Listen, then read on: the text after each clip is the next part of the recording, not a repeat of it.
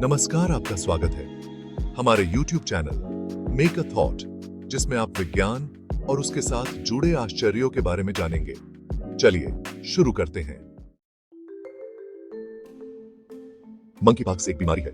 यह एक वायरस से होती है जिसे मंकी पॉक्स वायरस कहते हैं। यह एक सीरियस पब्लिक हेल्थ कंसर्न है। इससे फ्लू लाइक सिम्टम्स और रैशेस हो सकते हैं। कुछ केसेस में ये सिम्टम्स सिवियर हो सकते हैं। The recent outbreaks serve as a reminder for us. We need to be aware and take necessary precautions. Monkeypox एक global issue है. It affects people of all ages and backgrounds. Understanding monkeypox is the first step towards protection. Monkeypox सबसे पहले 1958 में discover हुआ था।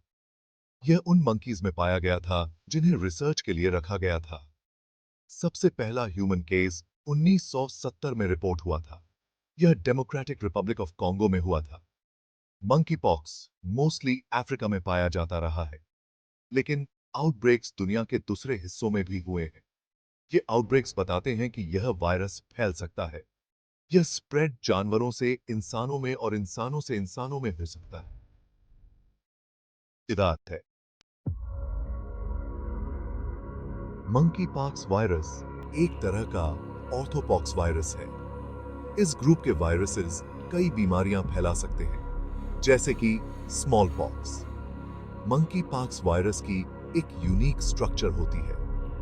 यह structure इसे sales को इन्फेक्ट करने और बीमारी फैलाने में मदद करती है। यह वायरस कुछ तरीकों से फैल सकता है। यह किसी इन्फेक्टेड जानवर या किसी इंसान या कंटामिनेटेड चीजों के कांटेक्ट में आने से फैल सकता है।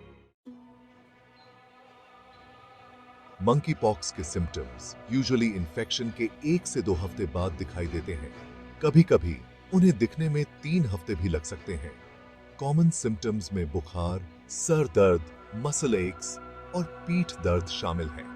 अक्सर रैशेस भी हो जाते हैं। ये रैशेस इची और पेनफुल हो सकते हैं।